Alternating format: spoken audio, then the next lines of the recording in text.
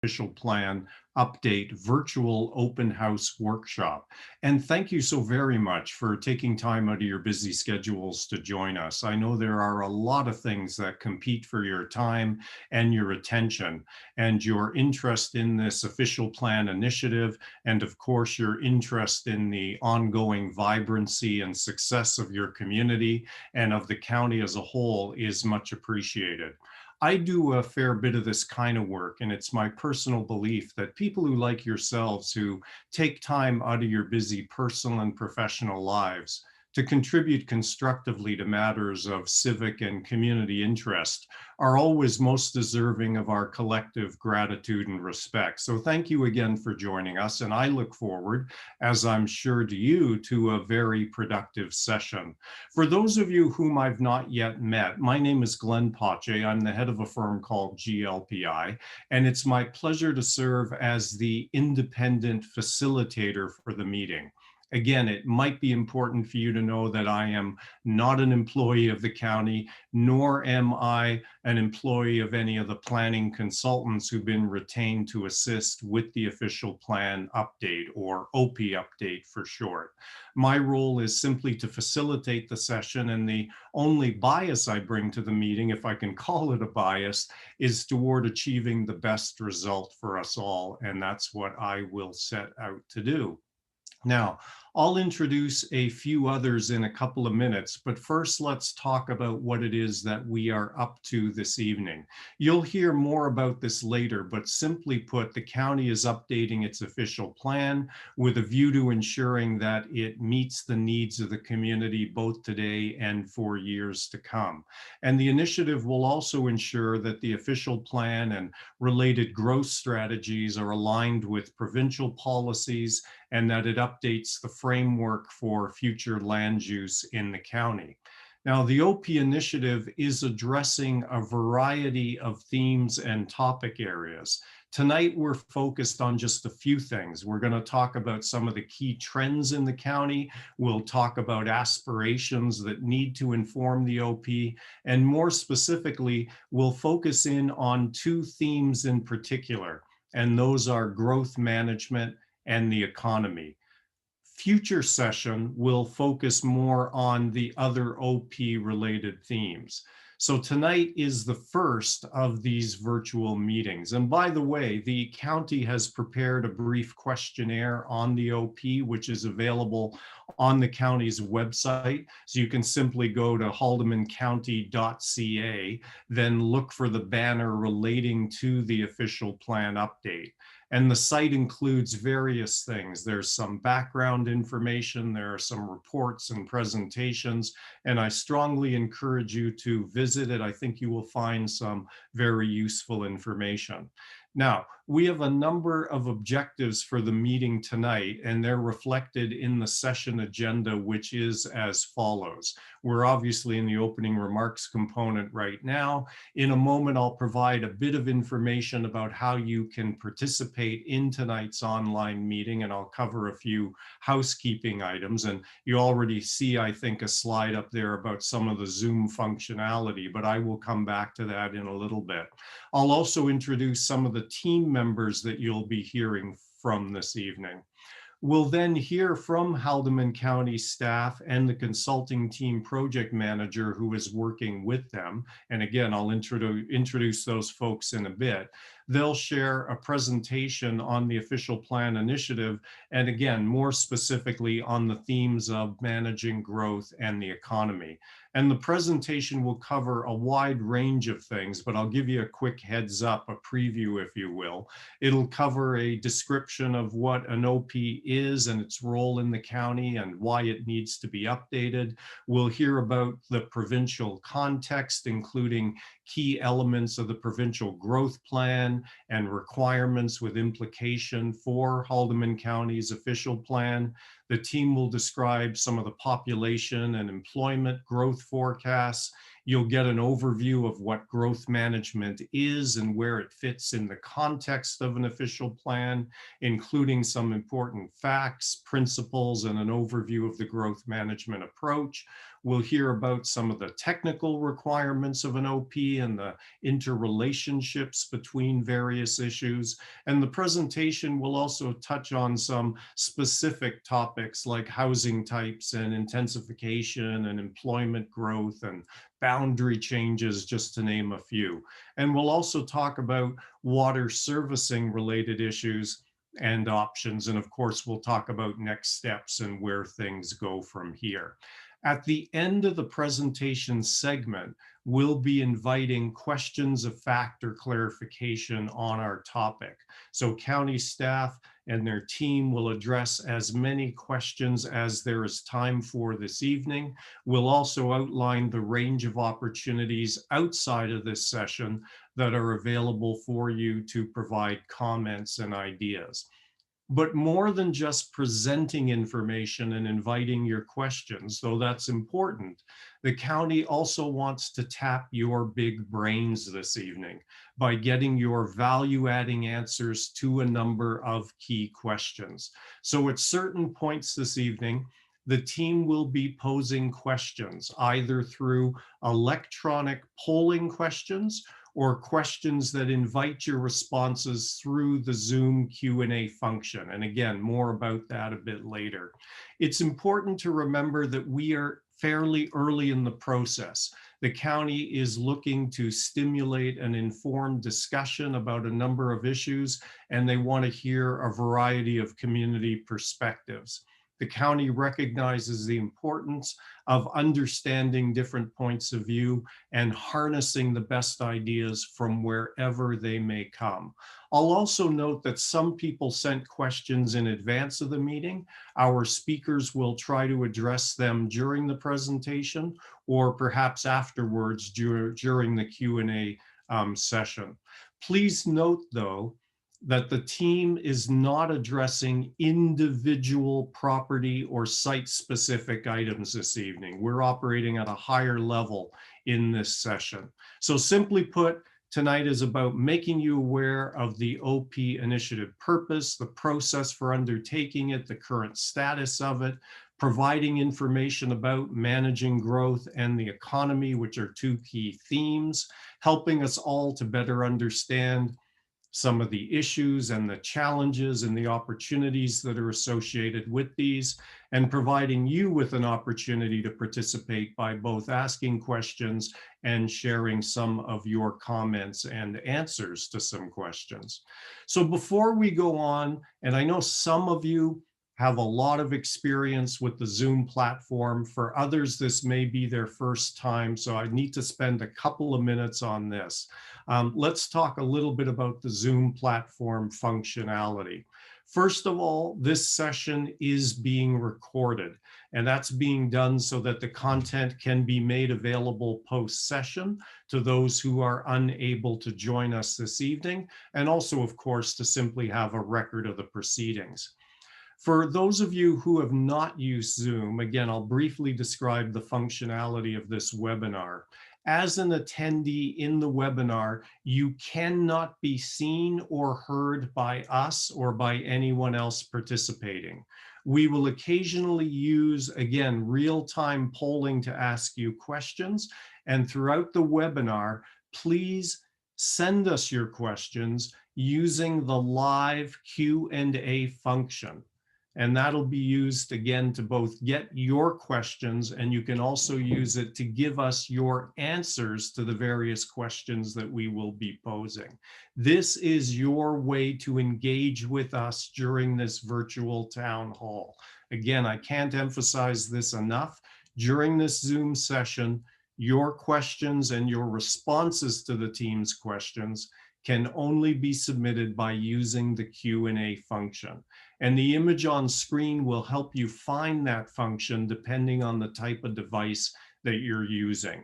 Our moderators will be queuing the questions to put to our responder panel during the Q&A part of the webinar. We'll also verbally share some of your responses to the questions that are posed by the team. You can adjust the size of the presentation screen and the speaker screen by sliding the toggle between both of them to whatever size you prefer. And if you do have any technical issues, write to us using the Q&A icon, or if your issue is that you can't use the Q&A icon, then you could send an email to planning@haldimancounty.on.ca.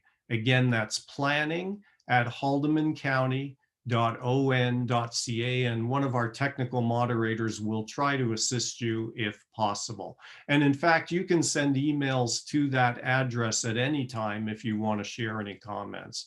Now, last thing, for those of you who have chosen to dial into the meeting, in other words, you are using a simple phone and not a computer or web-enabled device, you will be able to listen to the presentation, but you will not be able to share any questions or comments. If you're following the presentation using a hard copy or a non-active Zoom version, that may be on the county's website, the presenter will reference slide numbers occasionally to help you follow along. So again, if you have any questions about anything you're hearing during the presentation, or perhaps that's not in the presentation, but related to our thematic topic area, please forward those questions through the Zoom Q&A function. And I really want to emphasize this, as they occur to you. Don't wait until the end of the presentation. If a question comes to mind, send it off as soon as you think about it. If it ends up getting answered later, then we can always just skip it, but get them to us as early as possible. And if due to time constraints, your question is not addressed this evening, please be assured that it will be considered in the Haldiman County documentation of questions and comments received. Now, I believe we have a number of our esteemed elected officials joining us this evening. I will not take the time to name them all, but I will thank them for joining us and for their interest in our topic. And I will, though, take a moment to introduce the team that you'll be hearing from this evening, either as presenters of information or, again, as people responding to your questions. So I'll invite them as I introduce them to just quickly pop in, say a quick hello, so that you can put a face to the names. And I'll begin with Mike Evers, who is the General Manager, Community and Development Services with Haldiman County. Mike? Great, thanks, Mike. We also have Shannon Van Dalen, who is the Manager of Planning and Development with the county. Good evening, everyone. Thanks, Shannon. We have Ashley Taylor, who is a planner with the county.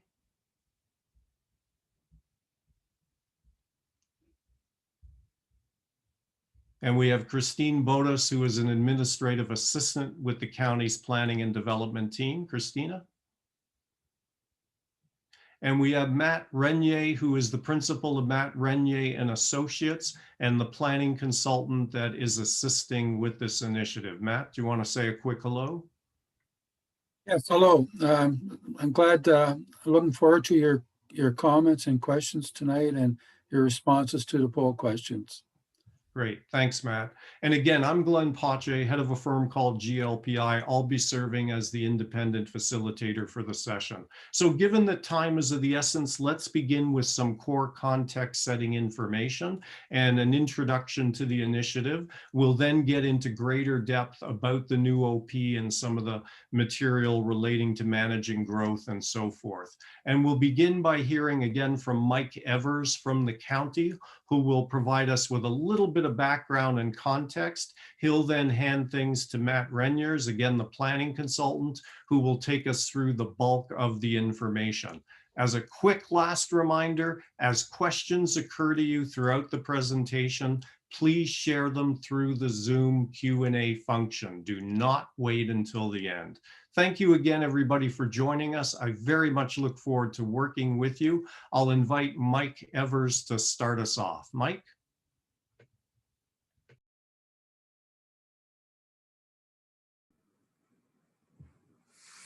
All right, once again, good evening, everybody, and thank you for joining us. We started into this process early part of 2019, and it was at that time that we started developing a number of, I guess, preliminary scenarios as it relates to our growth strategy, and then also some principles to guide that particular work.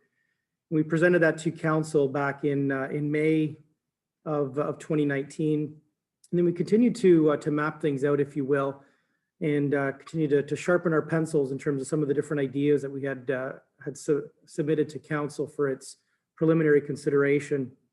From there, we brought some of that refined work back to council in the late summer of 2019. And since that point in time, we've advanced our work considerably, and that's evidenced by the fact that we're here tonight sharing some of the results with you and seeking your input on some of those results. And that work has really been augmented with the support of a consultant project manager, that's Matt Renier, that Glenn had referred to before. You'll be hearing from him shortly. A lot of staff research and analysis has taken place. We have a number of studies that have been completed by sub-consultants focusing on growth forecasts, servicing, infrastructure reviews, those types of things. The session tonight is a fundamental step in continuing to move the official plan project forward, including this growth strategy that I've made mention of, and to engage in dialogue, albeit virtually, with the likes of yourselves. So this process is really, truly about shaping Haldiman's future, and you have a significant role in that. Joining this session tonight gives you a very unique opportunity to, as the slide in front of you says, help to richly imagine the future of Haldiman County. And to imagine or to shape that future and ensure that there is community readiness, you need a good plan. In this case, you need a good official plan. What helps make an official plan good is valuable public input. So the insight of people who are boots on the ground, if you will, in the community, people who live here, work here, play here, those types of things. So the direction it takes is really heavily influenced by those who are partaking tonight and will as this process unfolds. And that includes developing and building out the goals and objectives of the official plan. So there's a lot of work that's necessary to get this right. We want to get it right, as this plan, this official plan, will be the roadmap for how the county will develop and how it will look over the course of the next 30 years. So again, thank you for joining us. Thank you for coming tonight to share your ideas, your insights. And as Glenn already highlighted, please do interact over the course of the evening with the Q&A session. What we cannot get to tonight, we absolutely will get to in the future. And we'll ultimately be posting all of the Q&A results on our webpage. So the information, the insights that have been shared by your neighbors, by others in the community, by those who are outside of the county and have interest here will be, you'll have opportunity to view all of those and get a sense of the types of inputs that we're putting into this project. So to start things off, I'm going to turn things over to Matt Renier, who is the project manager for this official plan update exercise. Matt's going to run you through a presentation that really focuses on the growth strategy, which we've addressed a little bit already. And with that, really take a focus of what the county could look like over the course of the next number of decades. As Matt makes his presentation again, please type in your questions, and we'll work towards answers on as many of those as possible. And without further ado, I will turn off my camera and mic, and I will hand it over to Matt. So Matt Renier. Hi, it's good to be here, and look forward to your participation in today's workshop. In front of you is the presentation outline. Just to point out, though, that while I'm giving the presentation, poll questions will pop up from time to time, and please quickly respond to the poll questions, and I will review the results of the poll questions as part of the presentation. The outline for the presentation is, first I'll begin with the provincial requirements, a review of Haldiman Council's growth strategy, talk about the county forecast to 2051, employment, population, and household forecast. I'll have present a quick overview of the land needs analysis and the proposed urban boundary changes, and finally talk about Caledonia and Cayuga water supply. We're up to around our first poll question. It's basically meant as an icebreaker. Where are you joining us from tonight?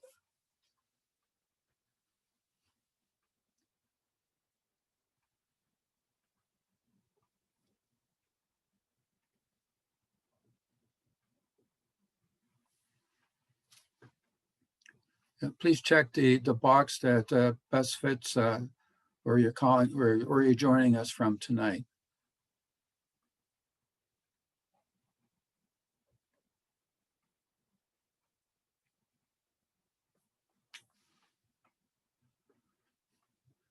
I have, okay, 2 from Cayuga, 6 from Caledonia, 1 from Hagersville, 1 from rural Haldiman, 5 from the consulting field, 2 business investors, and 5 other.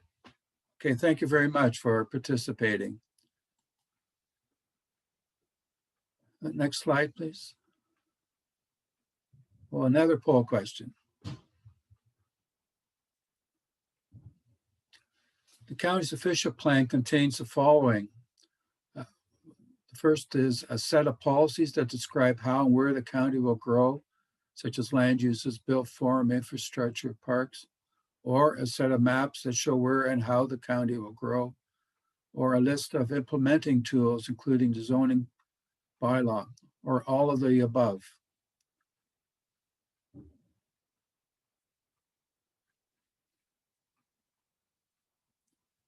There aren't really any correct answers, so just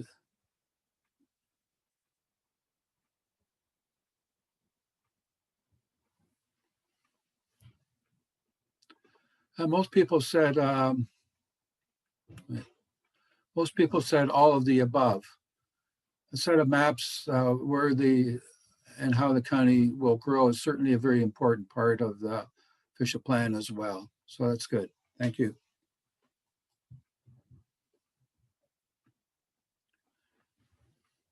Why update the official plan? The official plan was approved in 2009, and at that time responded to the growth trends and issues at that time. But it's been over. It was actually, most of the work was done around 2005. So it's a lot of the work that is the basis of the plan is now about 15 years old. The provincial legislation and policy requirements require that official plans be updated regularly. For a new official plan, that's about in the first 10 years, which is the case for the Haldiman County official plan. And after that, it's to be reviewed every 5 years. And a further need for the official plan, and that's more locally driven, is to achieve a better balance between land supply and growth demand. And you'll hear more about that in this presentation.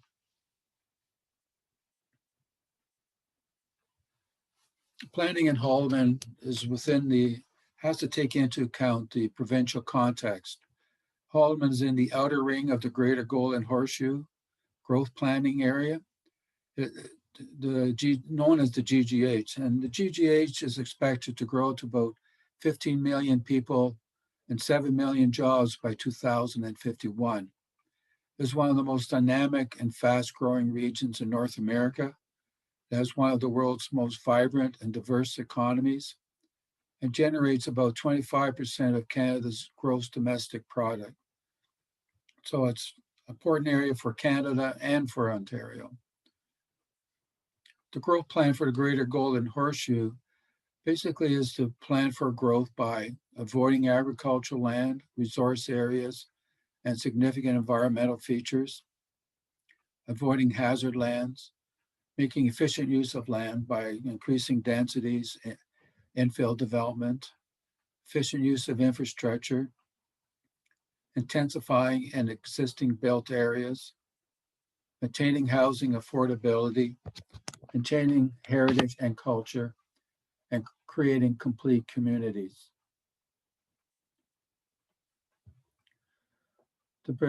Part of the provincial growth requirements for Haldiman is a forecast that's part of the growth plan.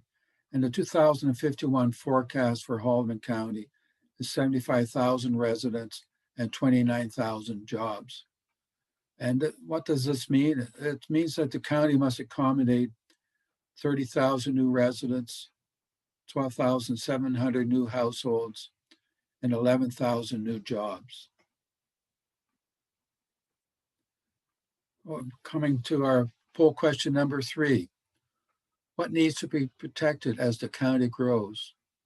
Agricultural land, natural heritage features, community feel, character, cultural heritage resources such as including archaeological resources, industrial employment lands, other, or all of the above.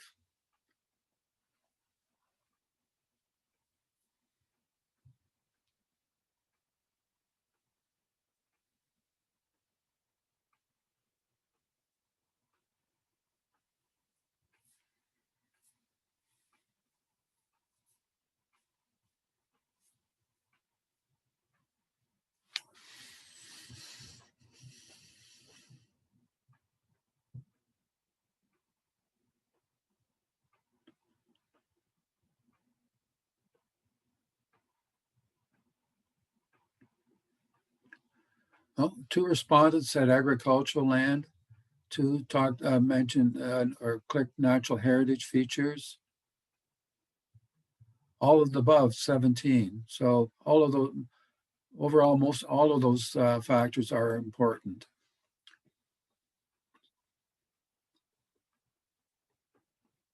Okay.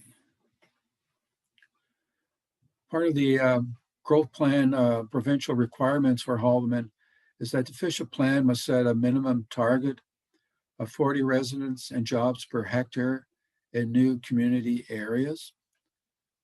Set intensification, getting tongue-tied here. Set intensification targets for new residential development. Set an employment density target and protect employment lands. And conform to the provincial policy statement and the growth plan. Both of these were revised in 2020. The current situation in terms of growth and relating to the official plan, the current land use designations and land supply are a legacy of decisions that have been made about 30 years ago and are not tied to servicing capacity and ability, nor where demand is. There's a significant surplus of designated lands in some urban areas that are well in excess of provincial requirements. The current land supply does not align with capacities of existing wastewater treatment infrastructure in most communities, with Dunnville and Hagersville accepted, or with new planned infrastructure capabilities. The shape and location of some land supply is subject to constraints, such as being previously mined. Or the county is experiencing imbalanced development pressures, demands, with majority of this being focused on the Caledonia area. Some growth strategy principles that we're trying to follow. Rationalize land supply relative to market demand.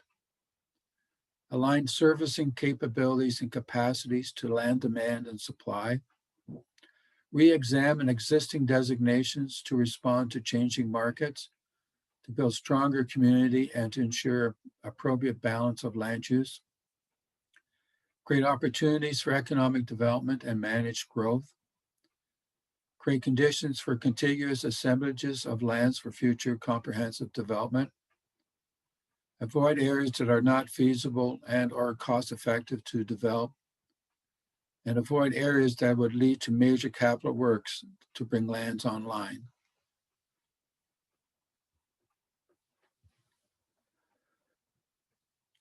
And one of the objectives is to right-size urban areas relative to need and demand This is done by eliminating some of the oversupply.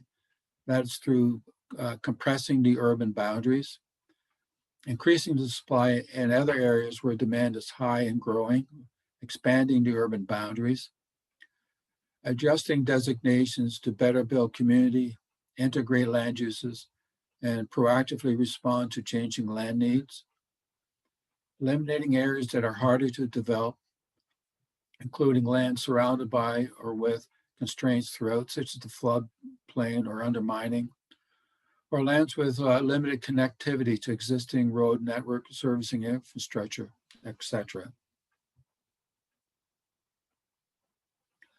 This map here shows in a quick overview of the areas that are going to expand, to stay the same or contract. The green areas are Caledonia and Dunnville. Caledonia will have a major expansion, but there are also some expansion proposed for Dunnville. Hagersville and Cayuga will remain the same, and Townsend and Jarvis will contract.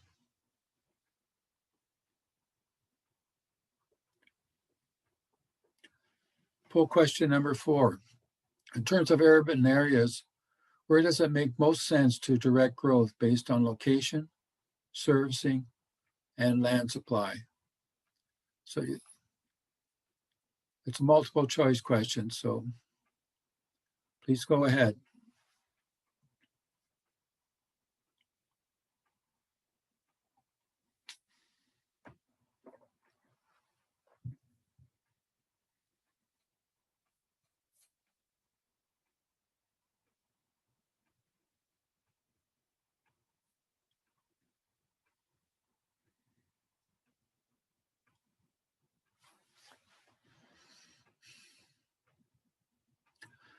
Well, 16 or 76% said Caledonia, 4% said Cayuga, Dunnville 6%, Hagersville, or 6 people for Dunnville, 20 or 30%, Hagersville 4 people, Jarvis 1, and 2 for Townsend.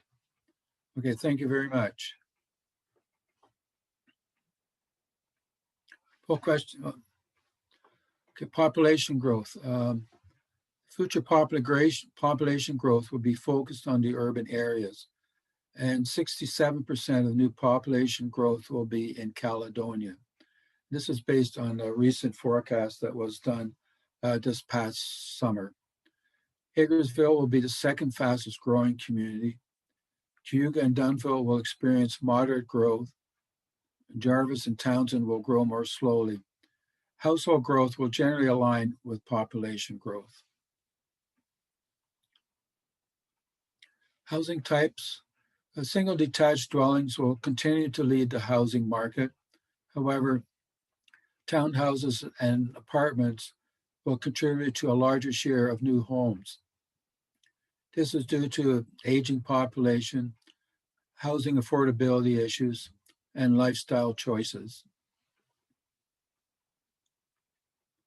Poll question 6.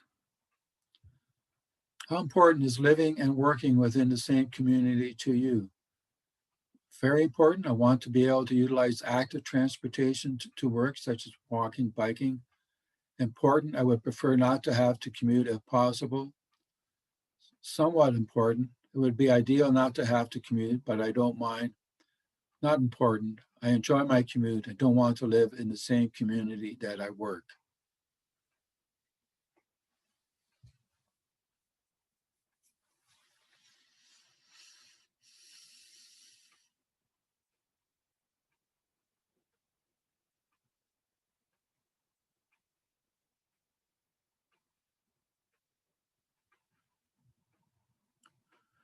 Oh, it's very, the response is very important for a 5, that's almost a quarter of the respondents.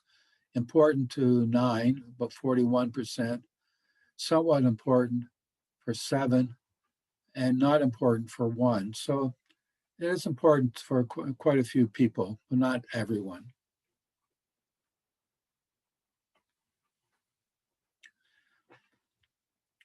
The current intensification target in the official plan is 32% of all new housing units. This target is not being achieved, particularly in the last 5 years. An intensification target of 20% is being proposed, and this target requires provincial approval. Employment growth will be focused on the urban areas, about 78%. The rural areas will also have job growth, the remaining 22%. And in the urban areas, about 60% of the job growth will be in community type jobs. That's the retail, service, education, healthcare, recreation, government, and institutional sectors, with the remaining 40% being in the typical employment area jobs such as manufacturing industry, warehousing, transportation services, those kind of activities. Well, question 7. Which employment sectors are most likely to be attracted to Haldiman? Retail, personal service, manufacturing, logistics, tourism, or other?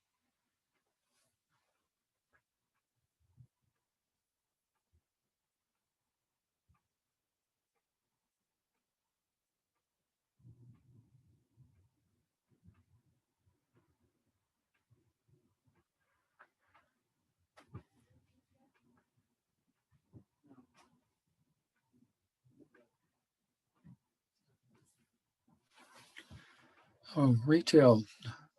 Almost half the respondents said retail. Personal service is also important, as is manufacturing, logistics, and tourism, and other.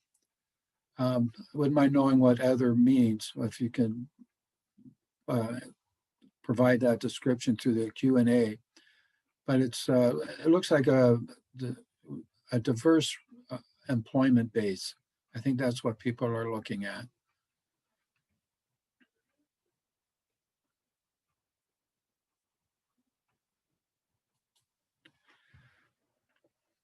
Urban land needs. The urban land supply is not balanced with need. Jarvis and Townsend have a considerable surplus of community lands, and Caledonia has a considerable shortage of community lands. Jarvis also has a large supply of employment lands, while Caledonia has a significant need for employment lands.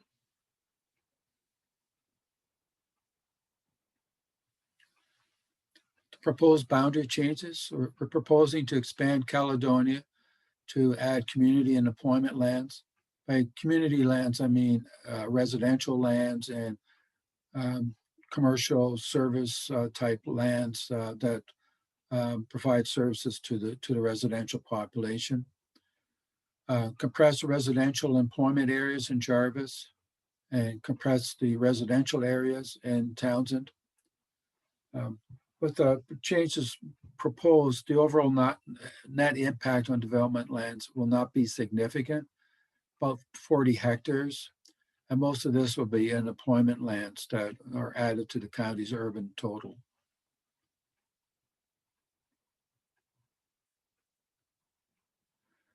This map here is for Caledonia. The yellow or the green area in the top where the cursor is proposed to be added to the boundary for employment purposes. The blue area is for a future development.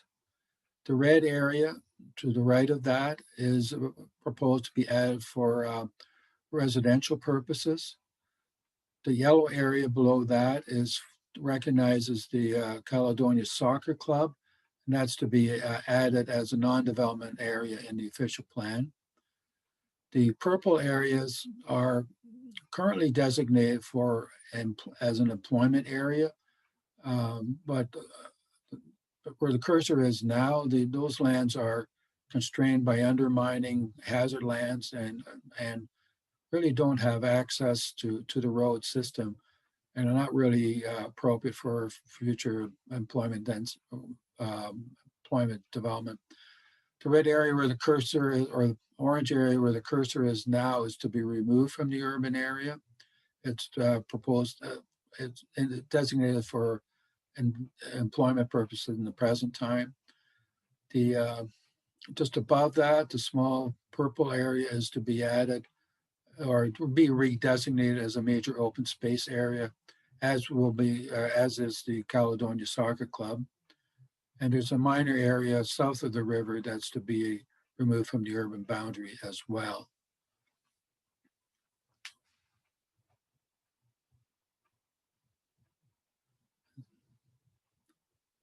This map is for Jarvis. The red area on the top of the map is an employment area that is to be removed from the urban area. And just next to it are two areas that in yellow. They're minor additions to the urban boundary to rationalize the urban boundary basically, and add some employment lands back into Jarvis. And where the cursor is now are residential lands that are to be removed from the Jarvis urban area.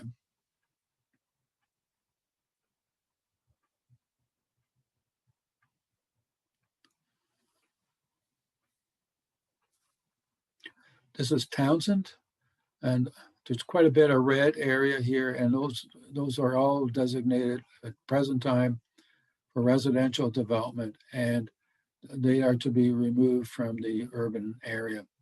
And however, even with the removal of these areas, and as also in the case of Jarvis, there should still be sufficient lands available to service residential and service lands to meet the needs beyond 2051.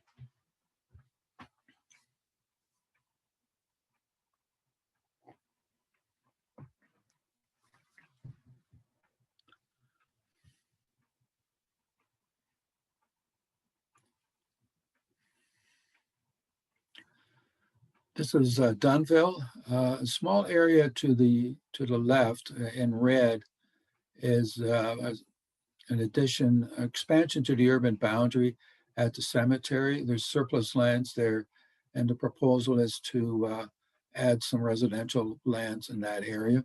There's a shortage of residential lands in Dunville. In the orange area there, there's in that general area that's currently designated as an employment area. And we're proposing to take the employment area designation off of that area to provide some more flexibility for future development. There'll be a realignment of some of the designations.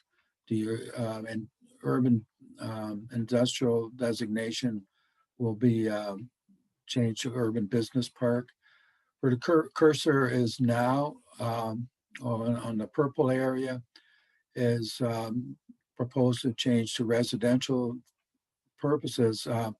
However, it's going to be as an interim into a site-specific policy area.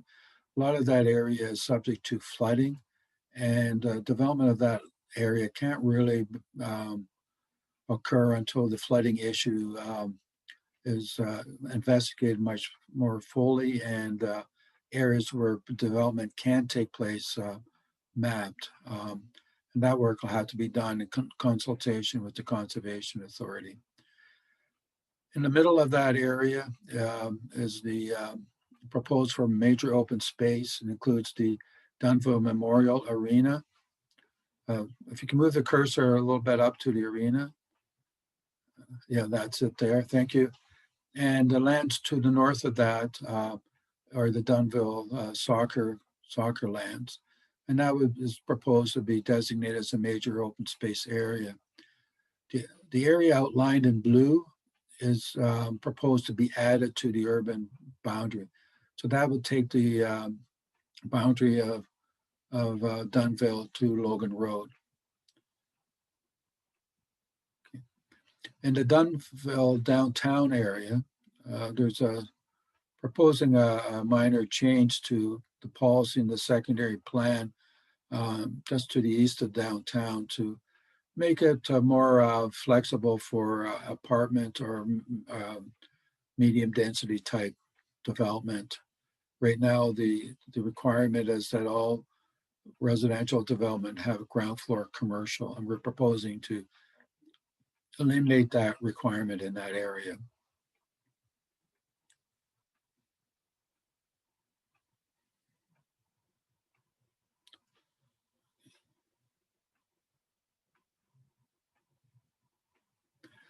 Now we're on to the Hamilton Water Supply Agreement. The agreement with Hamilton supplies Caledonia and Cayuga with water. That supply is currently capped at 13,800 cubic meters per day. And a trigger point to investigate sources of additional water is 11,700 cubic meters per day. That's 85% of the supply capacity. At reaching that trigger point is dependent on the rate of population and employment growth. According to the Caledonia Master Servicing Plan, the trigger point will be reached between 2028 and 2037. By 2046, the water demand for Caledonia and Cayuga will be well in excess of the supply capacity from the Hamilton system.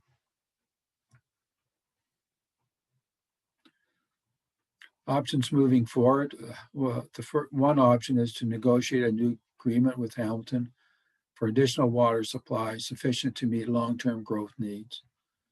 And second is to extend the service from the Nanico water treatment plant that currently serves as Jarvis, Townsend, Hagersville, and Mississaugas of the Credit First Nation, to expand that plant capacity and distribution system to serve Caledonia and Cayuga, and possibly other potential communities. Both options will require capital and infrastructure investment. Thank you, and we're now turn to the questions. Thank you very much to our speaker for the informative presentation, and thank you to those who are participating in tonight's session, both for your interest in the topic and for the questions that have already been provided. Much appreciated. And for those of you who may have joined us in progress, you've been listening first to county staff and most recently to their planning consultant as they've taken us through some core information. I'm Glenn Pache. I'm the independent facilitator for the session. So let's move to the questions now. As the questions have been submitted through the Q&A function, staff have been reviewing them to identify those that are perhaps similar in nature with a view to addressing any duplication. And in some cases, they've been consolidating multiple questions into a single one where it made sense to do so. So please don't worry if the question that is posed this evening isn't exactly as you asked it. And again, there may not be time to address all of the questions this evening, but be assured that county staff will be reviewing them and they will be documented as input to the initiative. So let's get to your questions. And Matt, maybe I'll call on you for this first one. Someone is asking, with increasing retirees, I guess who are coming to the county, and with more people who are working from home, is the current ratio of residents and jobs realistic? Is it valid given some of the things we're seeing in terms of trends out there in society? Again, both more retirees coming to the county and the whole issue of working from home, which has certainly been big during the COVID operating environment. So Matt, your response to that question, please. I think there's two responses. I think the retirees are included in the employment forecast. The employment forecast includes an age profile of the community and how that will age over the next 30 years. So it's the aging of the population is taken into account in the employment forecast. So if more retirees are moving into the community, that should be taken into account. The second point is people who are working from home. There's always been some of that. I think that is increasing. A lot of people are working from home now. And whether that's a long-term trend or not remains to be seen. Likely, I think, in the future, more people will be working from home than they have been in the past. But working from home are still jobs. And so I think it's not really affecting the ratio. So I hope that answers the question. Okay, thanks, Matt. And I'll invite you and our other speakers to flip your cameras on as well so that people can see you when you're responding. Maybe I'll put this next question to Mike. Mike, someone is asking, and there are a number of really good questions of fact and clarification. I think people really want to understand the issues and what's going on. But Mike, someone is asking, given that the official plan contemplates a 30-year horizon, would it not be reasonable to assume that the present or the current First Nation dispute will be resolved well within that time horizon, and therefore lands to the south, which have many beneficial attributes for Caledonia, be included and perhaps given a special policy area designation pending the federal government's work on the resolution? So Mike, a lot in there. If somebody's wondering, when we look out 25, 30 years, do we anticipate that this dispute will be resolved? And what are the implications for the designation of lands? Go ahead, Mike.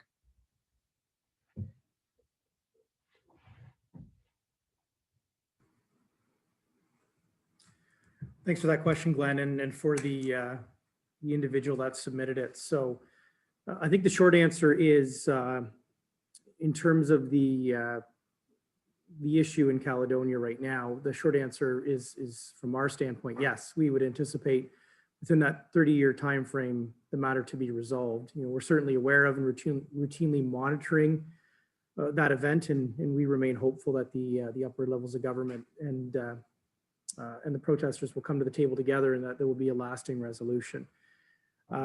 In terms of where we're looking to grow, where we're anticipating the boundaries to shift or to move, we started our work probably a little over 2 years ago in terms of developing and mapping out different scenarios. And what that work led to is a lot of what you see in front of you tonight.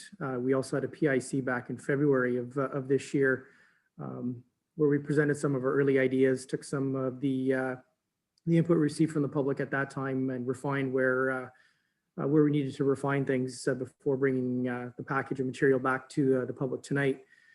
So throughout that process, really the focus has been on growing to the north, and that's for a number of reasons. One is serviceability.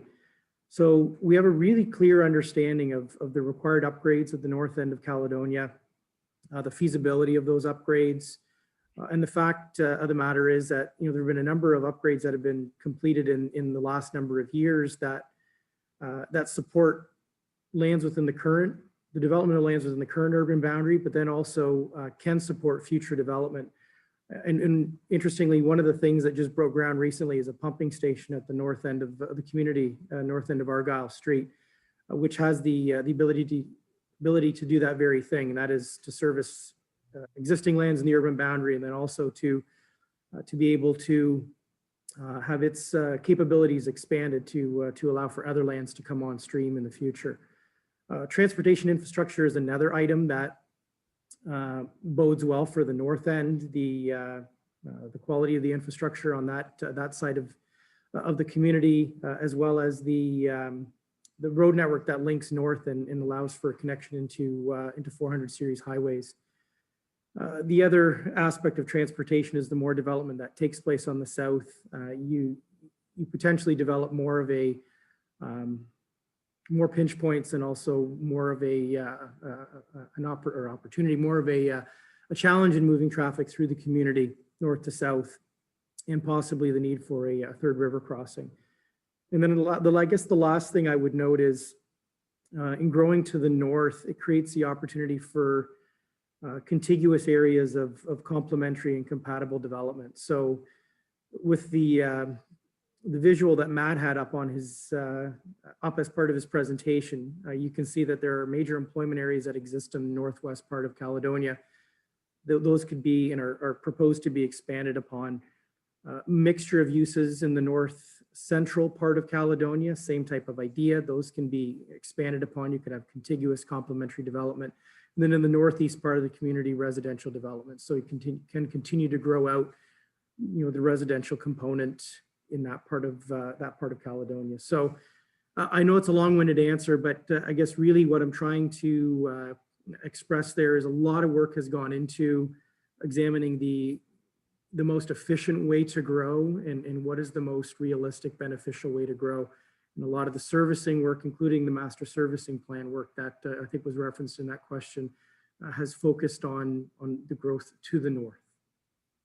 Thanks, Mike, for the very full response. You mentioned servicing, and in fact, there is a more specific question about servicing, and maybe I'll call on your colleague, Shannon Van Dalen, who again is the Manager of Planning and Development with the county. Shannon, someone is just asking, very direct question, will servicing options for South Caledonia be explored in the new master servicing plan? And if so, why? And if not, why not?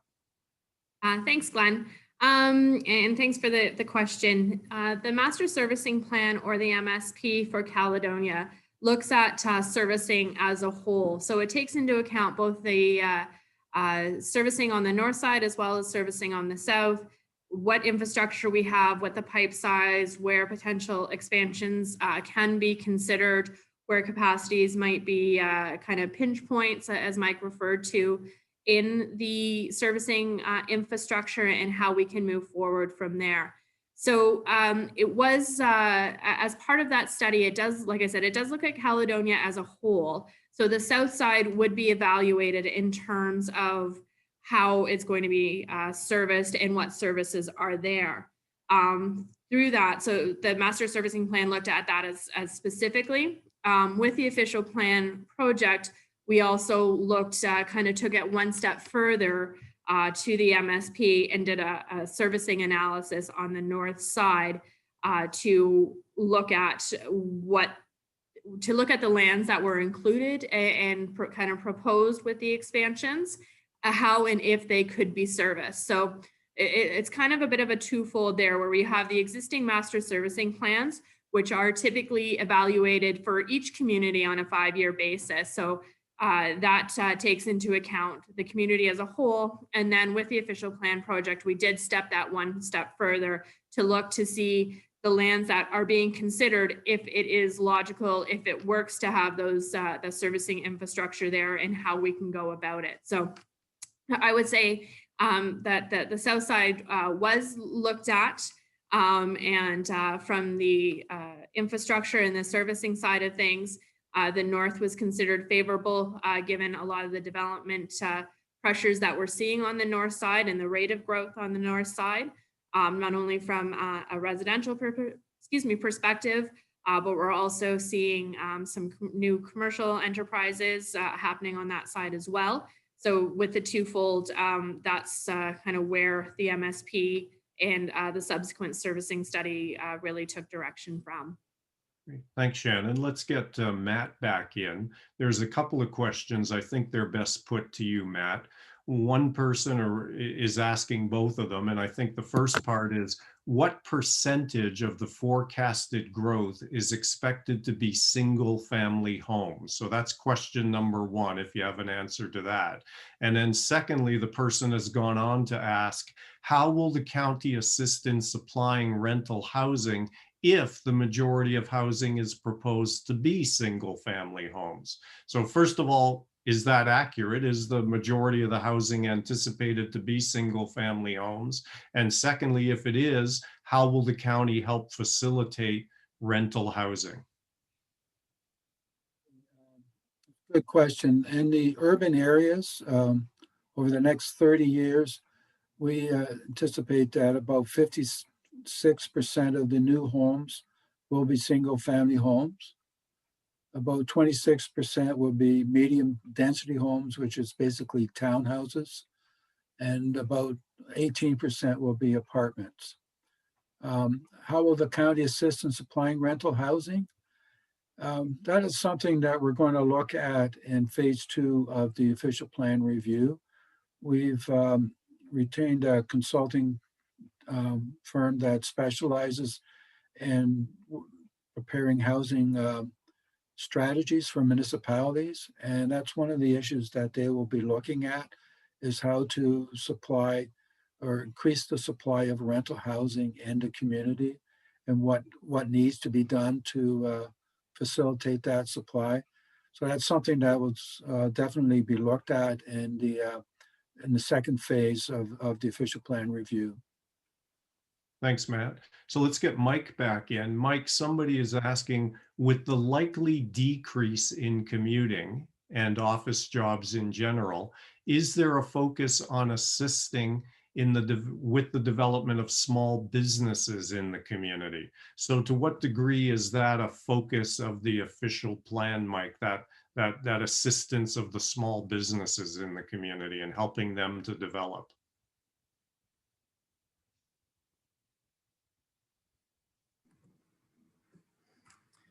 Thanks again, Glenn. Good question. There are limits on what we can do within an official plan and within building out policy to, I guess, to give effect to what this individual is asking.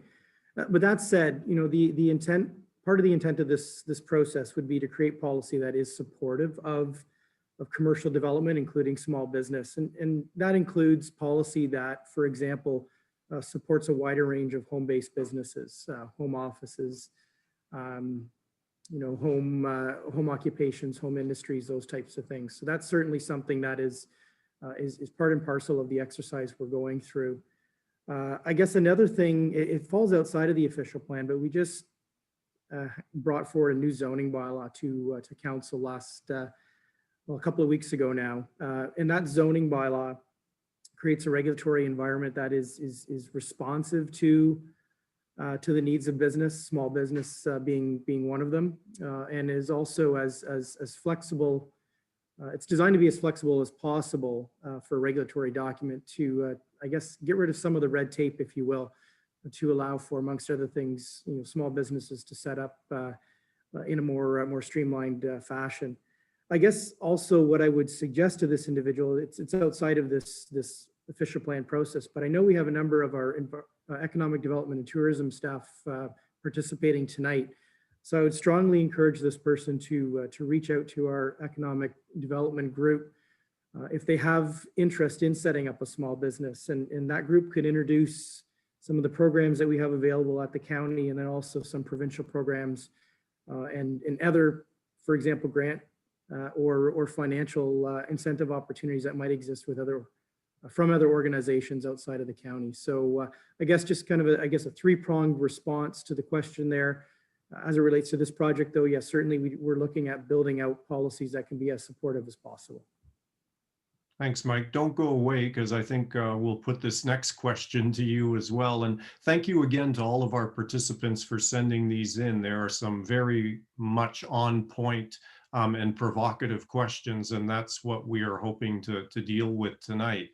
So the next question, again, Mike, I think it might best go to you, asks, can you explain how the Frank Marshall Business Park will be redesignated, you know, if at all, and will it remain in employment or community or residential designation? And how much land will be redesignated? And I don't know if that's premature at this point to try to respond to those, but we thought we would put them to you, Mike, and tell us whatever you can about it. Go ahead, please. All right, thanks again, Glenn. I would say it's not premature.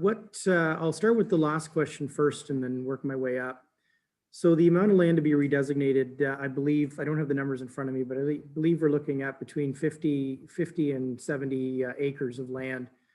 In terms of the type of land use we'd be looking at redesignating to, it's a split, if you will. I would say about half to 60% of that acreage that I mentioned, we'd be looking at putting into some type of residential designation, perhaps residential with permission for certain commercial uses. whereas the balance of the land would be put into, I guess, a lighter type of employment type designation. What I mean by that is more business park type uses. So moving away from the traditional manufacturing, type of operation into more business park, smaller warehouses, smaller type commercial operations that have a maybe more of a, I guess, industrial service component to them, that type of thing. So that's what we're looking at for the Frank Marshall Business Park in Dunnville. Thank you. So let's see if we can get another 3 or 4 questions in before we move to our next agenda item. And again, we may not get to all of them that were submitted, but they will definitely be reviewed and taken into account in the process. So Shannon, this question maybe best goes to you. As you can imagine, people aren't just concerned about how many new houses or units will be built. They're also very interested in their design and what they might look like. So the question more specifically is, given the magnitude of the growth expected, will the county be paying attention to strong urban design guidelines to ensure high quality built form that will improve and contribute to the community? So how is that taken into account in the OP process? Thanks, Glenn.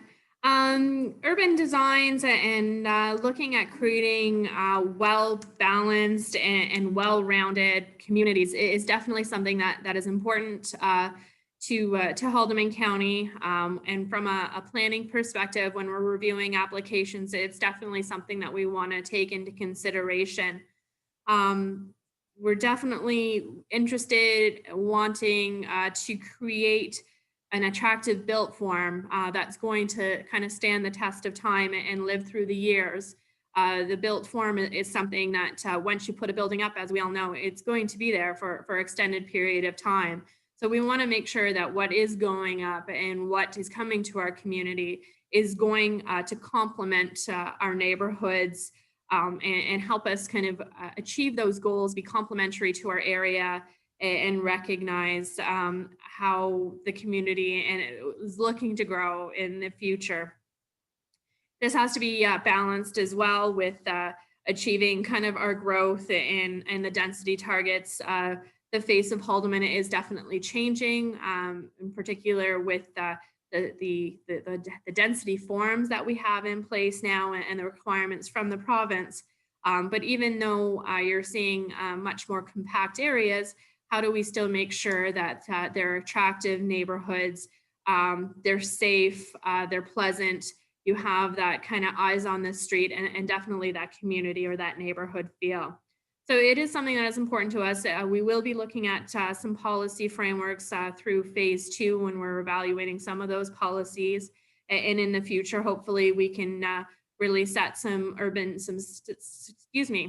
standard urban design guidelines for the municipality. That'll be part of a larger picture as we move forward down the road. But in terms of our official plan, we'll definitely strive to continue to encourage good growth and good building design. And something that we've been fortunate to work with some of our developers and our business community on to ensure that that goes forward, whether it be with some downtown beautification projects or working with our developers to create some urban design standards so that you're not kind of getting that same cookie cutter appearance across the board. So it's definitely something that we're going to look at through the phase 2 as we move forward in the official plan, but it is something that is important to the municipality. Thanks, Shannon. I know a few people have joined us in progress. My name's Glenn. I'm serving as the independent facilitator tonight. You've just been listening to a staff person from Haldiman County. We are in the midst of responding to some questions that have been submitted after the overview presentation. And let's see if we can get 3 more in quickly before we move on. I'll ask our responders to be as brief and concise as possible. And Mike, maybe this one goes to you. It's a question about risk and risk assessment. And the question is short and sweet. All of the proposed expansion areas fall within the Haldiman tract. Was risk considered? Mike, go ahead, please.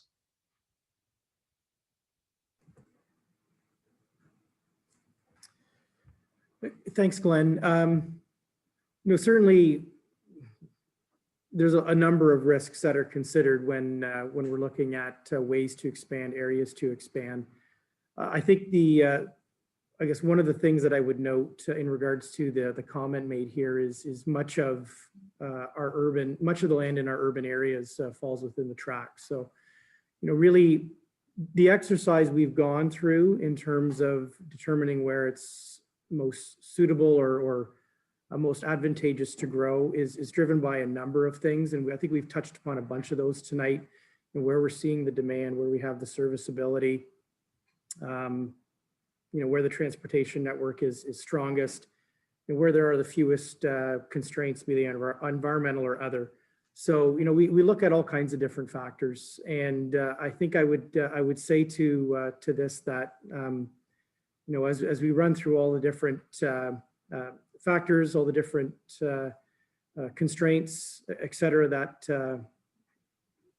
that you would typically go through with this type of exercise, what that collective leads us to is some of what you've seen in front of you this evening. Thanks, Mike. So let's get Shannon back in for our last few questions here. I'll just jump right to it. Shannon, someone is asking, what happens to private lands that are removed from the urban boundary? Is there a pecuniary cost or other that falls to the county when a landowner may become disadvantaged by such a decision? Let's start with that one. All right, sounds good. Thanks, Glenn.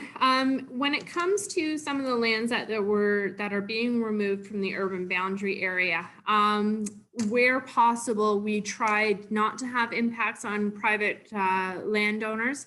So I'm going to say the majority of the bulk of the lands that we're looking at taking out of the urban boundary areas, in particular around like the Townsend area, the majority of the lands are held by and ownership by the province.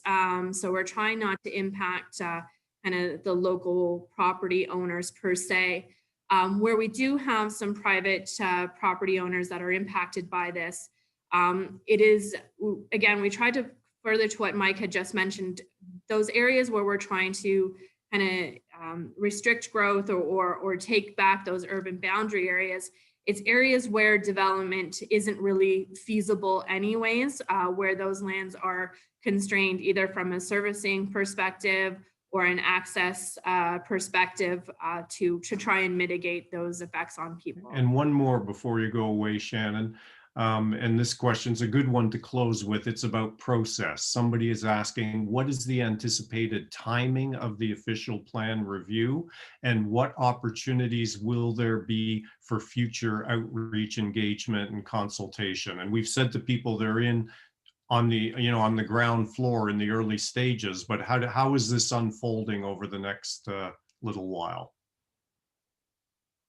Thanks, Glenn, and definitely a good question kind of wrap this section off with. So we are in phase 1 of our official plan review, and this is one of the phases of public consultation. We did have an open house in February that was very well attended just prior to COVID happening, and our consultation process is taking a little bit of a left turn. So this was a session that we had intended to host in March. So we're playing catch up a little bit right now. So a lot of this feedback will be taken in. We do have some public consultation portions on our website right now. You can look at some of the information. Some of our supporting reports are all posted on there with a questionnaire, as you had kind of alluded to at the start of this. That people can submit their comments there. We have our planning email that people are always encouraged to reach out through. Currently, we do have a public consultation component open on our website, and that is open until December the 18th. We're not saying that comments won't be considered after that point, but that's our kind of our main commenting period so that we can have some time and take this under advisement and bring forward some recommendations based on a lot of the information that you've seen here today to council in January. From there, we will be moving into kind of phase 2 of the components of the official plan, which will look at the balance of the document. So from there, we're looking at the environment, community living, leisure, heritage and culture, as well as housing and social services and health. So those components will be moving forward into next year. We will have some similar, another session like this to focus on those key themes, as well as some mailouts and some new information that'll be available on our website. So those are some of the ways that we'll be moving forward. And we have a list of participants and people who have registered for or provided comments to us. So we've got contact for that. So as we move forward on the next phases, we'll be able to provide direct mailings out to the interested parties as well. And so just quickly, Shannon, when again do you anticipate having the whole OP update process completed? Do you have a target date? The target date to have everything completed, so right down to the full official plan completion, is anticipated by the end of 2021. 2021. Great, thank you. So thank you again to everybody who submitted questions. Thank you as well to the Haldiman County team for responding to them. As I mentioned earlier, though the team has been taking a number of questions from you, they also want to put some questions to you. So for this part of the meeting, we're going to invite you to use the same Q&A function that you've been using so far to answer the questions rather than ask them. So again, use the Q&A function now to answer the questions that we're going to put to you. And a couple of really quick sort of things, reminders, if you will, before we do that. First of all, we're looking to have a respectful, civil, and on-point discussion of the issues. And I know that that's what the good people of Haldiman County want as well. I'll provide some time checks just to kind of keep us moving so we know where we're at in the process. And though you'll be providing your answers in writing, we'll be randomly selecting some of them that we'll share verbally. So if you could keep them as, fairly concise and tight as possible, that would be much appreciated. It makes it easier for the team to convey those again verbally to everyone else. And again, please do note that we may not be able to share all of the responses to all of the questions. So I'm actually going to pose our first question so that you can think about it, while Mike Evers, again, for those of you who joined us in progress, he's the General Manager of Community and Development Services with Haldiman County. He's going to provide us with an overview of what we sometimes call key drivers and influencers to consider. But while he's doing that, please give consideration to this question and feel free to send in your responses whenever they occur to you. So here's our first question. You see it on screen. What else is happening inside or outside of Haldiman County that should inform the OP update and the visioning exercise? What are the key trends, the changes taking place, the factors, the considerations? So in other words, you would say to the county team, hey, if you're not thinking about X, whatever X is, you're missing something that needs to inform the OP. And again, it could be big stuff like climate change. It could be, issues around an aging population. We don't want to prejudge. Feel free to send us some of your responses. And again, while you're thinking about that and while you're doing that, I'm going to invite Mike to provide a starter for you, a starting menu, if you will, of some key drivers and influences, and influencers rather. Mike, over to you, please.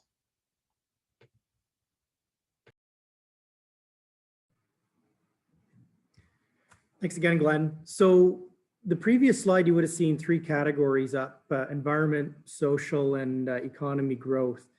So I'll just give you a few ideas to give a sense of what it is that we're thinking about, and hopefully you'll be able to springboard off of that.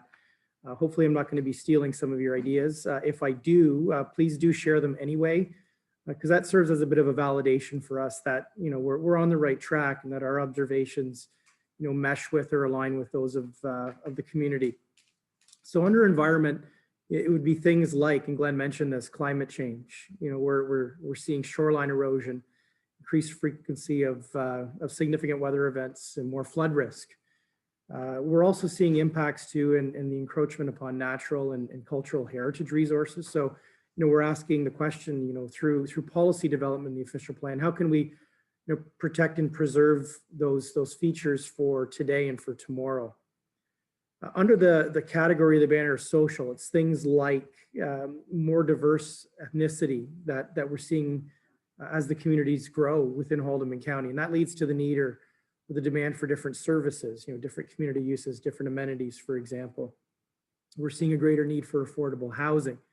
I think that was one of the questions or comments that came up in the Q&A in the previous session.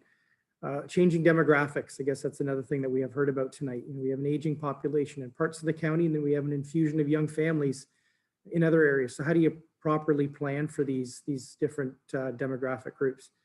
And then increased need for social planning, so different community support systems like housing and mental health and wellness programs. And then I guess to kind of get the creative juices flowing under economy growth, some of the things that we're seeing and observing, again, growth is moving out of the GTA to smaller, more affordable communities within commuting range, and that includes Haldiman County. And you would have got a sense of that through the presentation that Matt made. Changing retail sector is another thing that we're keeping our eye on as more people are moving to online shopping. And what does that do to our downtowns and the need to plan for commercial lands in different types of uses? There's a changing employment landscape. We're shifting from a manufacturing economy to a more service-focused industry economy.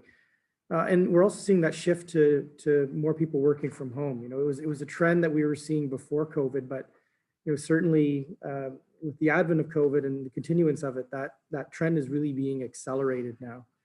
And I guess the last thing I'll note is within the agricultural industry, we're seeing a change and an increasing need for farmers to have to diversify their income sources. So how do we plan for that in terms of the policies that we build out for agricultural land? So those are some of the ideas, I guess, like Glenn said, a bit of a menu. Those are the types of things we're observing, we're seeing, and we would just ask that you build upon that list, and like I said, also perhaps validate that list if you're thinking or seeing some of the same things where you live.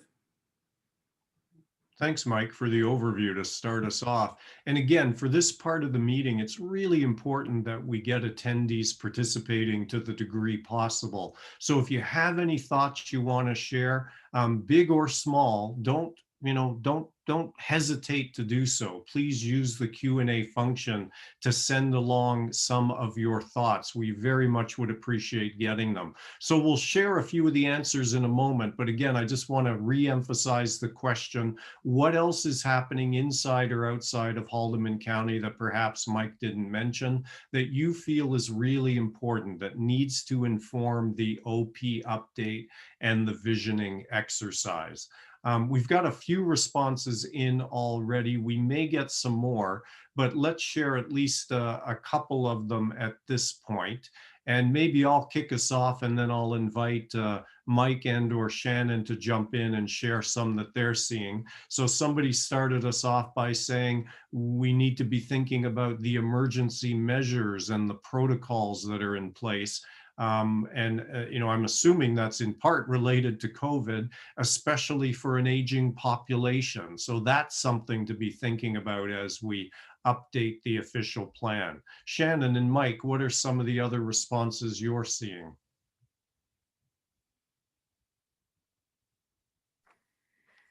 Thanks, Glenn. I'll jump in here just to kind of provide some context. Some of the other items that we're seeing is climate change. I know a lot of our lakeshore residents have experienced this in the recent, I think it's recent, as a few weeks ago, we had a major storm event last year as well that took out a number of roads, and A lot of our lakeshore is very susceptible to flooding and some concerns that way. So we know that climate change is happening, and how do we address that with new developments? Do we look for the opportunities with lead designs and lead elements to be incorporated in that? And how from a municipal perspective can we react and impact on those? And I know working from home, as is mentioned, is definitely an item that is becoming more prevalent, and definitely an issue kind of coming up from there. So thank you. Yeah, and in fact, Shannon, I see someone else, one of our participants, has picked up on that theme of working from home, and they're saying to the county, you need to be thinking about the relocation of people from the Greater Toronto area to the country, and to the county rather, because they can work from home and commute less often, and that working from home has become a real option and an opportunity, in particular during this COVID operating environment. And I see someone else has responded to the question by saying that we need to be thinking about mentoring and sharing knowledge of growth and the process between generations. So some of that intergenerational reciprocity. I see someone else has chimed in and said that the county needs to be thinking about access to consistent and reliable technology. And I would assume that again, I'm not in that person's head, but I would assume that they're thinking there in part about broadband and bandwidth, and being able to have that kind of connectivity to do events like this and participate electronically in things of that nature. Are we seeing any other responses that we wanted to share quickly at this point before we move on to our next topic area? Mike, Shannon, anything to add at this point? I'm seeing one myself right now where someone has said that we need to be thinking about different and varied a few more that are coming in housing. here, Glenn. Oh, go ahead, Mike. Housing forms and densities. The county is more affordable. Certainly that's something that is on our radar also. So that's good that that's being validated out there. Okay, great. Also seeing a comment about rounding out of existing settlement boundaries to include portions of a property. That's maybe not so much a trend or something that is driving the process, but certainly something that we are looking at as part of the undertaking that we have in front of us. Great. Well, that gives us Just waiting to see if any more are on their way in here. We can always come back, Mike, if there are some, but that gives us a good sense of some of the things that are on people's minds as they were attempting to complement and top up your list of key drivers and considerations. So let's move to our next agenda item. And some of these questions are probably much easier to jump into and to respond to. This next topic area is about aspirations for the county. And we've got a couple of questions to pose to you. Again, I'll pose the first one now so that you can be thinking about it while Shannon Van Dalen reminds us of the current official plan vision. So here's our next question, which we can put up on screen. And again, I hope many of you will respond to this. In your view, what makes Haldiman County a desirable place in which to live, work, or play? What makes the county in some way special, unique, or different from other places? What do you love about Haldiman County, in essence? So again, if you can start to chime in, send some of your responses to that question. And while you do that, I'll invite Shannon to walk us through the current OP vision, which we're not tied to. That's, we're looking to expand on it, perhaps to tweak it and so forth. Shannon, go ahead, please. Thanks, Glenn. So a vision statement was created for the Haldiman County official plan as part of establishing the document as a whole and giving the municipality direction to move forward from amalgamation. So we had our 3 former municipalities who kind of had their own visions, their own thoughts of where and how to grow. And so the current vision statement that we have really was kind of set as to how do we come together as a community and move forward. So the vision statement is generally based on an emotion or a desire to create a community that recognizes our character and resources, and how we build on those features to create an exceptional place to live and work. As I mentioned, the original vision statement was created about 15 years ago, and the world we see today is much different. Haldiman County has seen many drastic changes in the last number of years, and development pressures continue to build. However, we also recognize that we want to set the stage. We know the growth is going to be here. How do we want that to look? How do we want our municipality to move forward? What do we hope to achieve? How does Haldiman want to be recognized? As a resident, as a contributor, as a business within here, within our borders, what would you like to see? What is going to inspire our community? Our current vision statement sets the municipality to value diversity and balance the urban neighborhoods with the rural and agricultural community. It looks to build on the history and the heritage of our areas, of our downtowns. How do we preserve those natural features that we have and establish that strong community? Many of these values are important, but so is seeking the input from our community members and our neighborhoods to see how we can move forward. So as kind of to what Glenn said, as we move forward, what does your Haldiman look like? What do you want to see within our borders?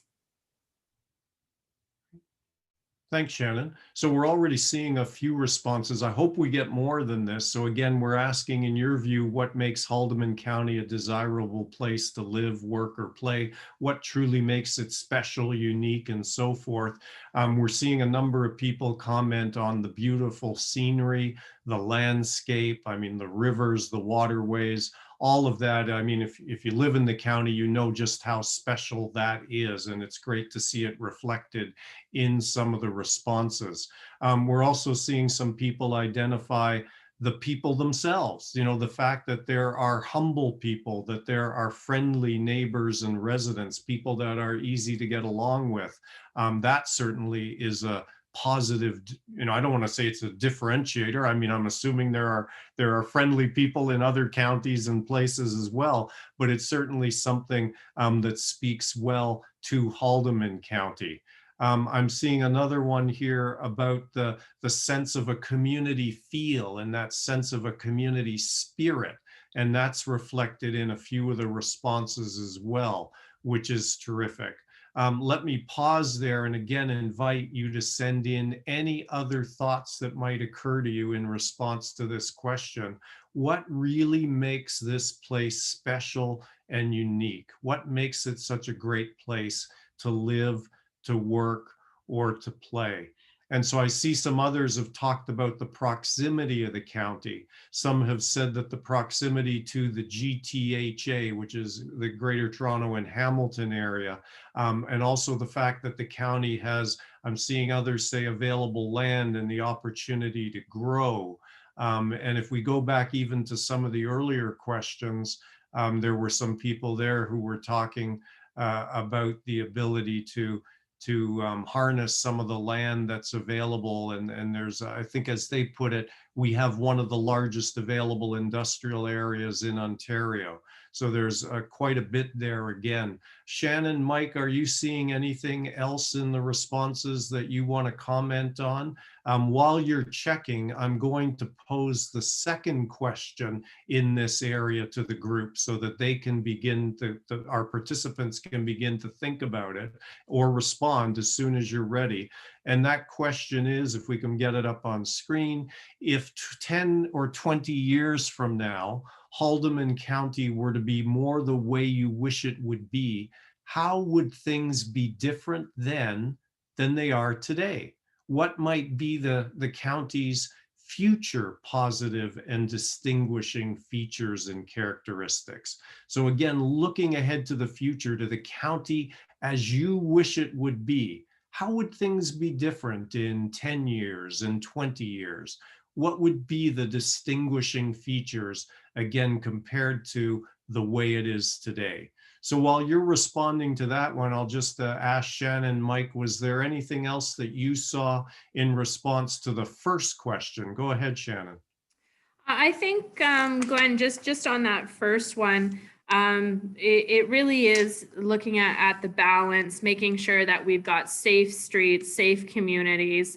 I think that just having both the balance in our neighborhoods as well as economic opportunities, so that people have the opportunity to kind of work within the boundaries, be able to do their shopping, or kind of maintain those opportunities within the borders as well. So it's good to see. Another thing that we're also hearing some feedback on is the trails and the opportunities for the kind of the natural linkages, and just having those connections within our communities as well. So I think that's a great point to include moving forward. Great, thanks, Shannon. So I won't push this too much further, but are we getting any responses at all to this second question, again, about what people would like the county to look like 10 or 20 years from now, how it might be different than it is today? I mean, I'm seeing a bit now around having a beautiful lake shore, which could be developed to entice more tourism, and just generally becoming more tourism focused or friendly in the future. One person has suggested that. Others are suggesting the importance of preserving our heritage and our ecology and nature and so forth, that those are very important and defining features and should remain so, 10, 20 years from now. I'm seeing others making a call, a plea to our good planners who are with us this evening to really think carefully about planning and how to implement solutions in a way that will help preserve the heritage and the culture and the safety of the community. So something planners to keep in mind right there. I'm seeing as well some comments around maintaining small communities where possible, keeping that community spirit and feel where, to steal a line from the old Cheers show, where everybody knows your name. I'm seeing as well a comment around the notion that we might enhance our urban areas to offer more diversified retail establishments and services and products of various kinds, that would be something that might be important to do 10, as we look out 10 or 20 years from now. I'll stop there unless Shannon or Mike, you have anything to add. Please jump in now if you do. I'll thank our respondents, our participants again for sharing those ideas. We want to move next to the two themes of growth management and the economy, but Shannon or Mike, anything to add before we do so?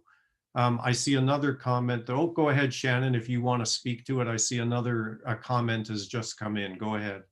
Yeah, I would say just the one last item here, I think, Glenn, is just building on a comment and a question that I answered after Matt's initial presentation about attractive and better planned commercial districts. So I think this kind of also speaks to some of the urban design guidelines, and just ensuring that our built form is created and done in a well thought out and attractive manner moving forward. So, and I see another comment has come in around, I guess, the theme of buffering, and it's that notion of making sure that we separate industrial parks or business uses from dense residential areas, and to make sure that there are appropriate buffers between them.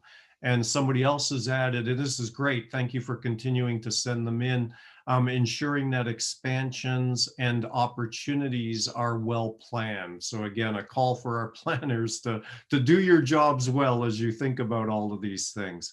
So thank you again for your responses to that one. Feel free to send in some additions, but let's move to our next topic area, which, as I mentioned, is the two themes of growth management and the economy. And again, we've got a couple of questions to pose to you. And by the way, we had this evening anticipated that we might go somewhere between 6:30 to 9 o'clock this evening. We're not likely going to go all the way to 9. We may wrap up somewhat before then, but we don't want to shortchange the conversation either. So let's see what we get in terms of responses to these next few questions. And again, I'll pose the first of the two of them, which I hope many of you will respond to, again, using the Zoom Q&A function. And then I'll invite Shannon to jump in while you're thinking about this first question. And the first question is, what are the growth management and economy theme related issues, challenges, opportunities, and what we sometimes like to call strategic itches? And what we mean by itches are those things that are less than optimal, that you wish you could scratch and make them go away, things that are of concern, things that are bugging you, things that need to be addressed or that you're hoping will be addressed in the OP update. So again, what are some of those issues, challenges, opportunities, itches that you associate with the two themes of growth management and economy? So for example, I'll just kick it off to kind of get us going. You may, for example, around growth management, identify a concern or an itch around the pace of infrastructure. Do you feel that infrastructure isn't keeping pace with growth? That would be a good itch to identify. So we invite any and all that you would like to share here. While you're thinking about that first question, again, I'm going to invite Shannon to walk us through some growth management and economy related strategic directions. Shannon, over to you, please. Thank you, Glenn. Yeah, so when we're looking at kind of the economy and the strategic direction and our growth management, from an economy perspective, agriculture has always kind of been the key dominator in terms of our employment base, our economy. But we also have a large asset in terms of the Lake Erie Industrial Park. While the traditional manufacturing sector has declined over the years, we have a great opportunity in terms of industrial lands available to us moving forward. So how do we look at that and be able to take that into account moving forward? How do we look at attracting new development and creating those business opportunities while and balancing that with the appropriate level of service?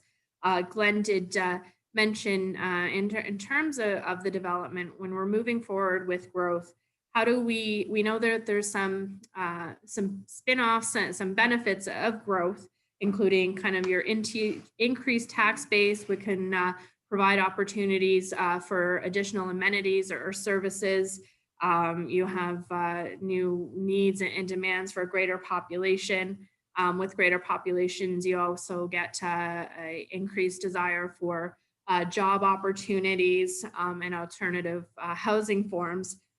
But you also see that with that, there is increased demands on infrastructure and road networks. And how do you keep pace with those? You need to balance that with the protection of our natural areas and our natural resources.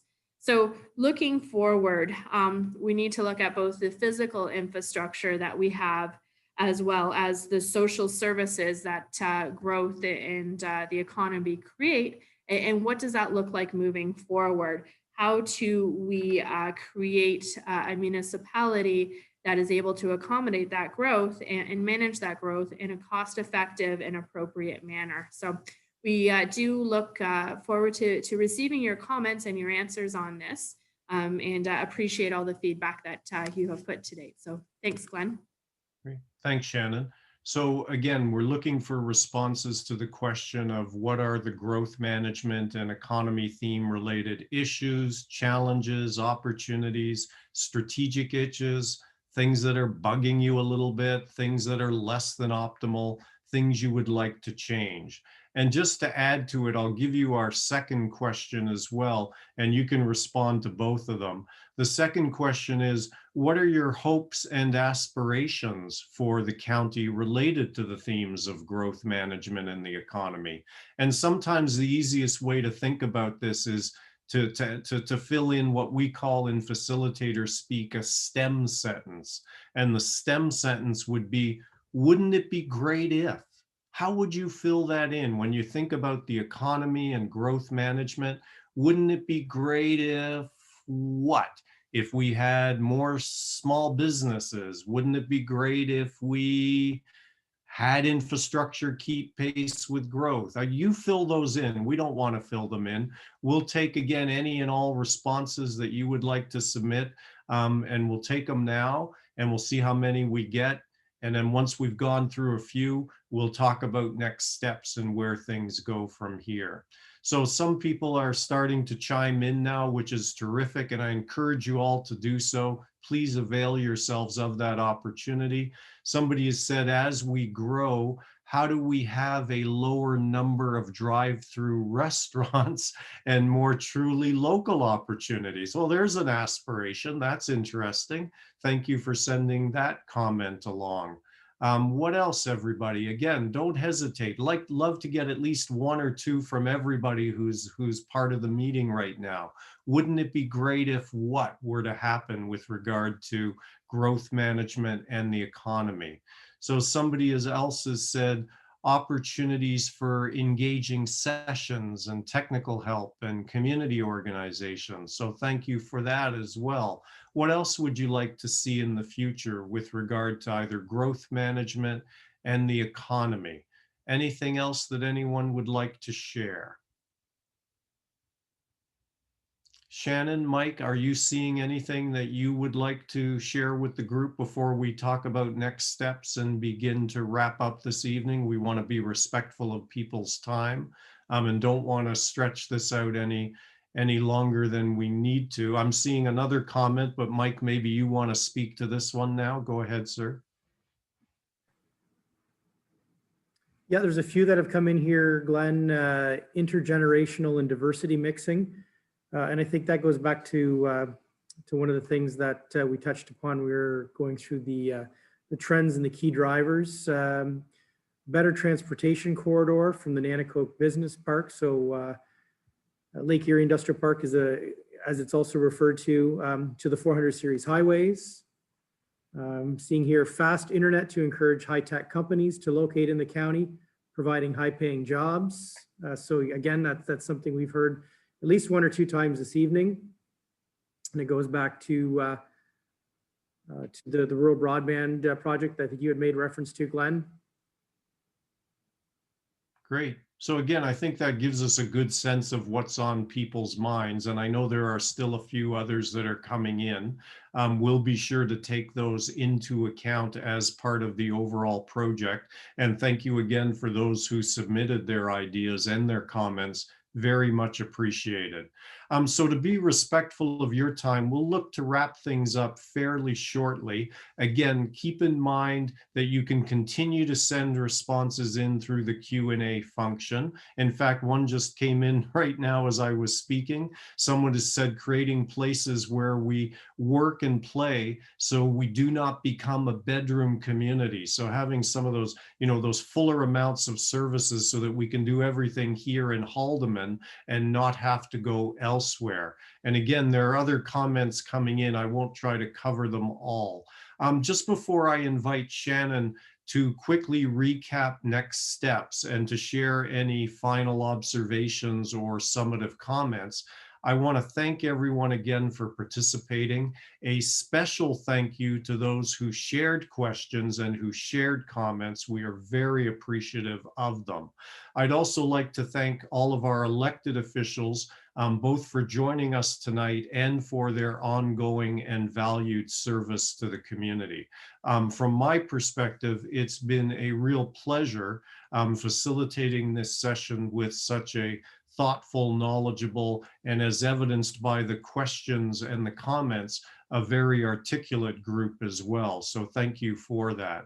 I've been jotting a few thoughts down as I've been reviewing some of the questions and the comments, and I'll just share a few of my observations again as an independent facilitator.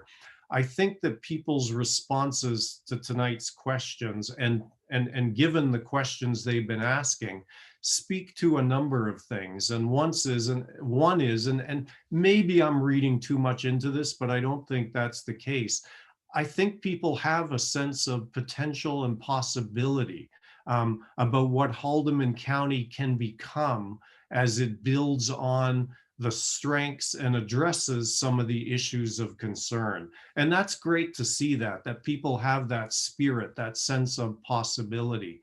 I think as well, there's a real passion for and a belief in the county and what can be achieved. And we see that evidenced in some of the things that you would like to see in the future. I think we also see that people don't feel that things are perfect.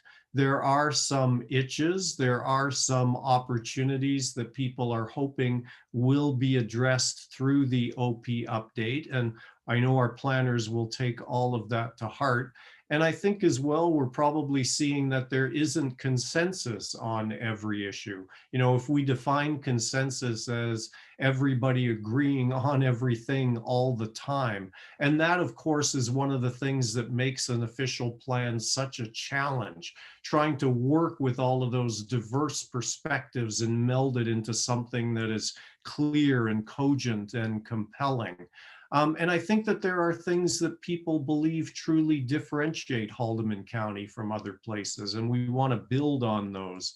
And I think lastly, the thought that occurs to me again as I've been looking at some of the comments is that people feel that the county is in an at least somewhat enviable position, that there is a foundation of strengths and positives on which to build, and an excitement, if I can use that word, an excitement about the future.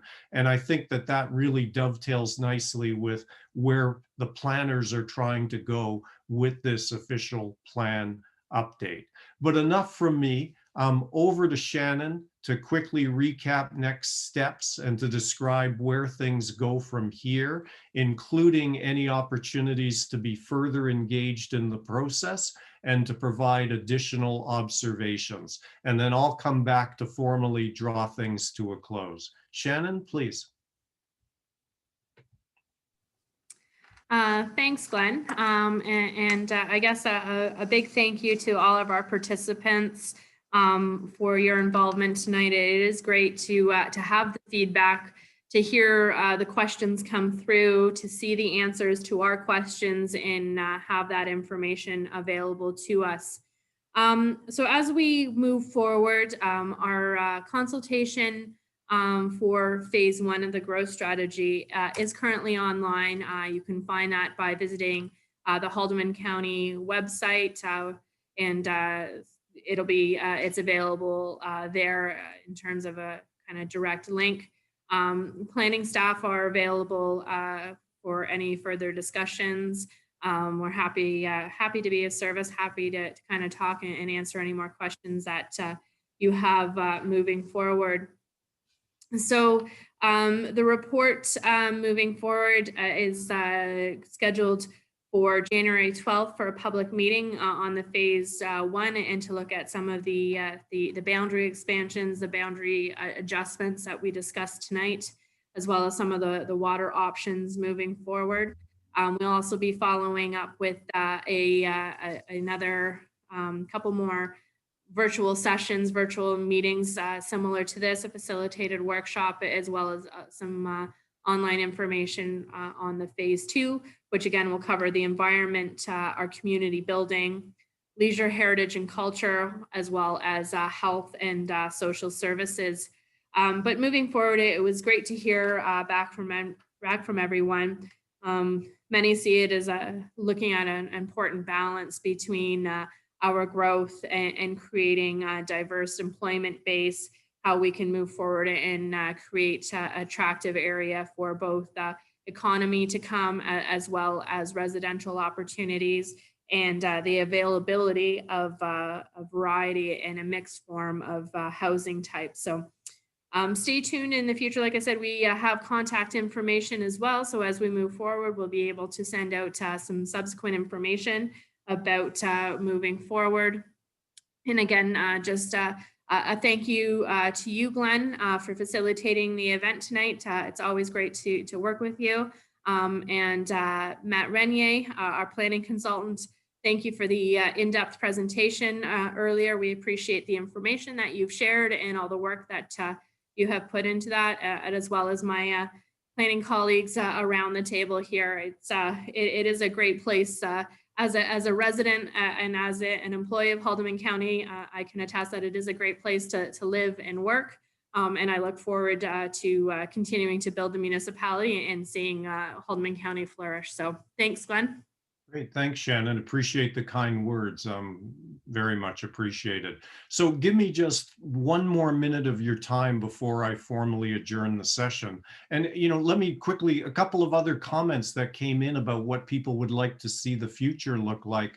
Someone has said, ensure that infrastructure lasts past the planning horizon. So let's make sure that we've got infrastructure with a good life span, a good longevity. Someone else had said they would like to see great planning for seniors, including various housing options and forms. So there's a great richness in the comments. And again, thank you for sending those. They're much appreciated. So as a reminder, if you have a web-enabled device, and if you have the time and are so inclined, please take the opportunity to provide your perspective and input on a number of important topics by visiting the OP page of the county's website. If you visit, you will find additional information. You will find an OP-related survey, again, which we encourage you to complete, because you may not have had a chance tonight to share everything that you were hoping that you might. So just to echo what Shannon said, thank you to the various personnel who made this session possible. Thank you to all of you for your participation. Enjoy the rest of your evening. Take care. Stay safe. Good night.